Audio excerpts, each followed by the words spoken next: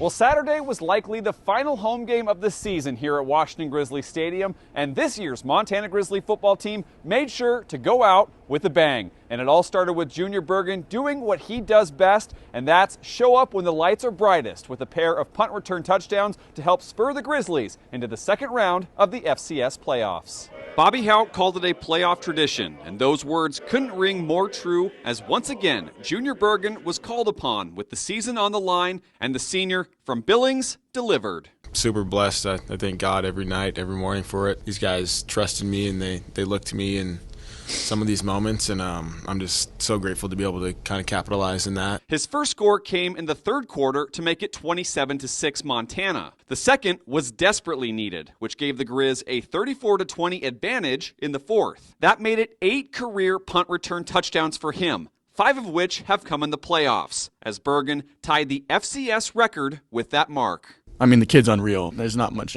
else you can say about it. In the big moments, he shows up, and you can always count on him to do his job, and the other guys to do their jobs around him, but he's a playmaker, man. It's become so regular and done so regularly around here that we forget how hard that is to do, and these guys sometimes they make it look easy. You're talking about doing 2 in 1 game 3 years in a row in the playoffs. It's pretty special, and I think it builds upon itself. Special teams was a savior for Montana on Saturday as kicker Ty Morrison went 4 for 5 on the day, providing most of the scoring early on through the third quarter. Offensively, the Grizzlies were led by a big game from Eli Gilman, who sealed the win with a late nail-in-the-coffin 59-yard score. But turnovers hurt the Grizzlies, with 3 second-half lost fumbles that allowed the Tigers to get back into the game. Montana's defense stood firm, though, even as Tennessee State found some life to climb back in it. But the Grizzlies held their ground and ended it with an interception from Trevin Gradney. I think we did a good job handling them. We knew they liked to throw the ball.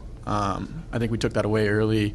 They kind of got to us late a little bit, but we kind of kept the big one off of us when we needed to, and yeah, I was really proud of our guys. It's always hard to win this particular weekend. Thought our guys had a lot of juice all week long, and it showed. They had that in the game tonight. I was just proud of the way they kept competing, and when they got a chance to put it away, they did. So good by our guys.